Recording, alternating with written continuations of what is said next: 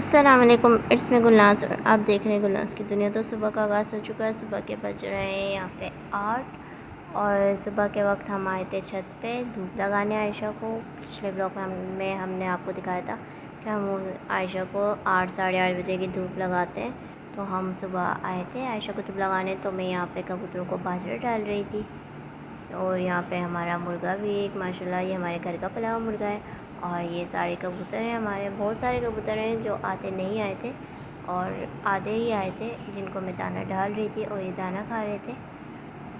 तो ये सब दाना खाएंगे। और छत पे जो है वो इस वक्त इस वक्त बहुत ज़्यादा धूप हो रही थी, जिसकी वजह से गर्मी बहुत ज़्यादा लग रही थी। सुबह का वक्त ही था, ठंडा होना चाहिए इस वक्त तो मौसम, लेकिन इस वक्त भी बहुत ज़्यादा गर्मी थी। कराची में कुछ दिनों से बहुत ज़्यादा ही गर्मी पड़ रही है।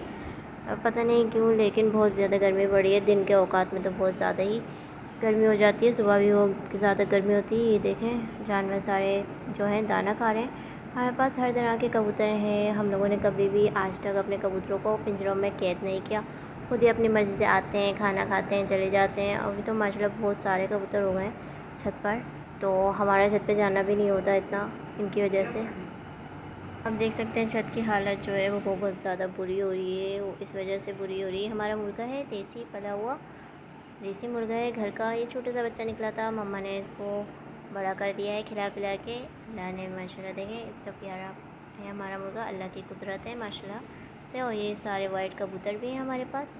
और छत की इतनी बुरी हालत इस वजह से हो रही है क्योंकि हम लोग छत पे नहीं जाते हैं, क्योंकि छत पे जो है ना ये कबूतर होते हैं ना, जहाँ पे कबूतर वगैरह होते हैं वहाँ पे ना लोग पत्थर फेंकते हैं। हम लोग की छत पर बहुत ज़्यादा पत्थर आने लगे थे। हमारे जो भतीजा था उनका भी एक बार सर फट गया था, जिससे बहुत खून निकला था, उनके सर पर टाँके आए थे उसके बाद से। तो हम लोग डर गए थे, हम लोगों ने छत पे जाना ही छोड़ दिया था। अब 3-4 साल हो गए हम लोग छत पे बिल्कुल भी नहीं जा रहे हैं। आपने देखा होगा हमारा वॉशिंग एरिया छत पे नलका वगैरह लगा हुआ है सब, लेकिन अब हम कपड़े नीचे धोते हैं और नीचे ही सुखाते हैं, क्योंकि ऊपर आके सुखाते नहीं कबूतर की वजह से। वो कबूतर गंदे कर देते हैं तो फिर कपड़े नापाक हो जाते हैं।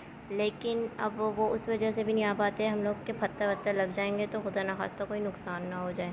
तो ये सारे हमारे कबूतर हैं, इस वजह से हम छत पे नहीं जाते, तो सफाई कम ही होती है। और फिर उसके बाद हम नीचे आ गए थे। यहाँ पे आऊ माऊ जो है वो खेल रहे थे।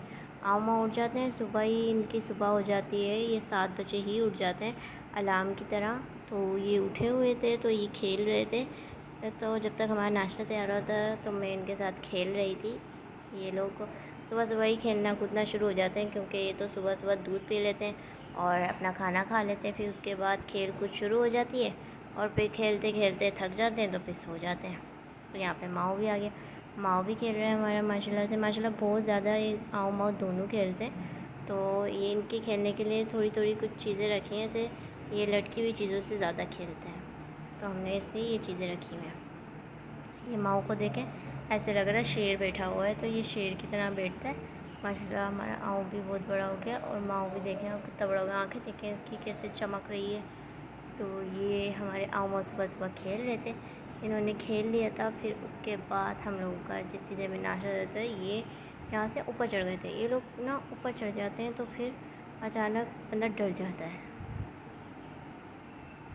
और ये माऊ बैठा हुआ है यहाँ पे, बैठा हुआ है, थक गया है, क्योंकि ये खेल खेल के आपने देखा हुआ वीडियो में कि ये किस तरह खेलते हैं भाग भाग के एक दूसरे को। तो यहाँ पे थक गया है माऊ भी।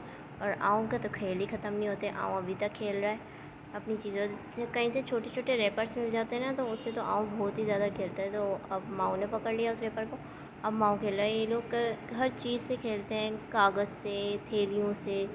और हम लोगों ने इनके खिलौने भी दरवाज़े के बीच में टंगाए हुए जगह जगह के ये आते जाते खेलें। और ये देखें हमारा नाश्ता तैयार हो गया है, हम लोगों ने बच्चों के साथ खेल लिया था। उसके बाद हमारा नाश्ता तैयार हो गया है और मुरब्बा बना हुआ था।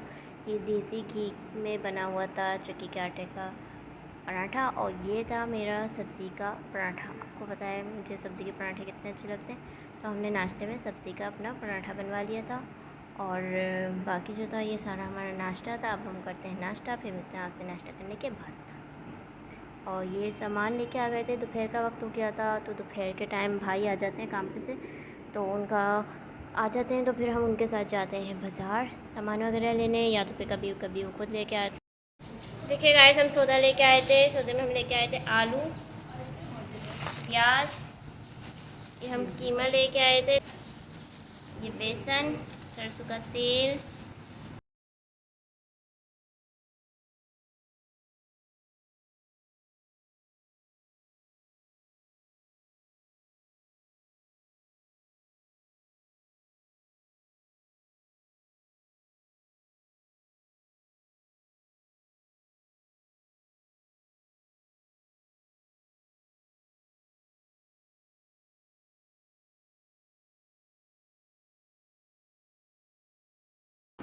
देखिए गाइस हम खाने में आज बेले बना रहे थे। आऊ माऊ को बेले बहुत अच्छे लगते हैं, तो देखें आऊ को भी बेले खाने हैं और माऊ को भी।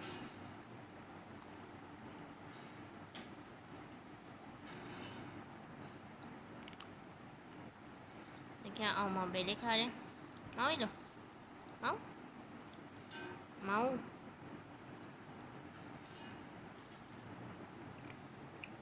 देखिए माऊ को शुरू से ही ये कड़क चीज़ें चबाने का बहुत शौक है, तो इस वजह से माऊ भी खाता है और आऊ को भी शौक चढ़ गया आजकल, और आऊ भी चबा रही है। और इनको खाने भी हाथ से ही होते हैं हमारे, ये हाथ से ही खाते हैं। गरम हो रहा है, ये देखें, ये इनको हाथ से ही खाने होते हैं। हम बेले खा रहे हैं और इनको भी यही खाना है, जो हमें खाना है वही इनको खाना है। आओ खाओ।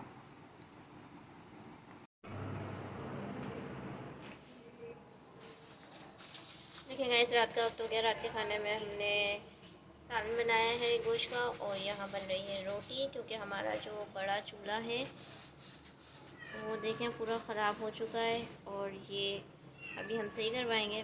बड़ा चूल्हा जो है हमारा वो ख़राब हो चुका है, तो अब हम सिगड़ी पे खाना पका रहे हैं बड़ी।